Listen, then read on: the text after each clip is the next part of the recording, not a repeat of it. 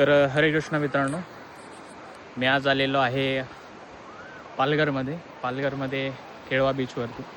मला मुळात जायचं होतं ते आज जे की डहाणू बीचवरती, पण एक्झॅक्टली तिथून मायमते इथूनसुद्धा डहाणू मायमते 40 ते 45 किंवा 60 किलोमीटर अंतरावरती. आणि मला वन डे जे आहे, वन डे ही ट्रिप आहे, वन डे राईड आहे ही. आणि आजच्या आज मला घरी जायचं आहे. त्याच्यामुळे कसं आहे की टाईम होऊन जाईल, खूपच टाईम होईल. रात्रीचं डायरेक्ट 11-12 वाजतील, कारण की नाशिक ते मायमते पालघर ते नाशिकपर्यंत आतमधले जे घाट रोड आहे, खूप डीप जंगल पण आहे. तर जास्त टाईम होऊन जाईल. त्याच्यामुळं कसं आहे की मी केळवा बीचपर्यंतच आलो. मला मुळात इथून पण आहे डहाणूसाठी, पण डहाणू बीचवरती जाण्यासाठी खूप डिस्टन्स आहे, खूप लांबचं अंतर आहे. त्यामुळे आलेलो आहे मी केळवा बीचवरती, जे की पालघरमध्ये आहे. आणि अशा प्रकारे इकडचा व्ह्यू आहे. ठीक आहे, हा व्ह्यू आहे इकडचा. मी येतच राहतो इकडे, आणि माझ्या मते मी आत्ता हे तिसऱ्यांदा का चौथ्यांदा असेल मी आलेलो आहे इकडे पालघरमध्ये केळवा बीचवरती.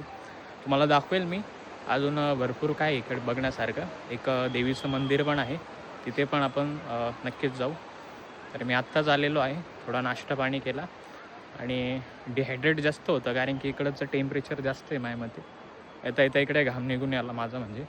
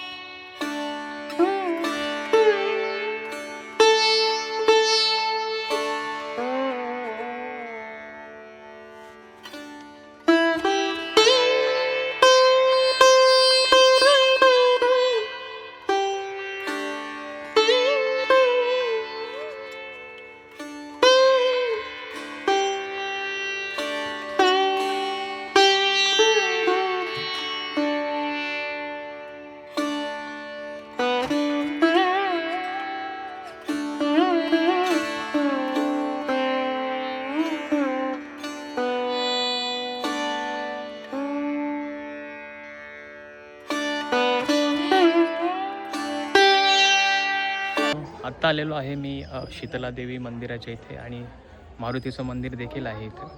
आणि इथे रामकुंड आहे, तुम्ही बघू शकता बॅक साईडला. इथे रामकुंड आहे वरती. इथं बॅक साईडला शीतला मातेचं मंदिर, आणि त्याच्या मागच्या साईडला मारुतीरायाचं मंदिर आहे.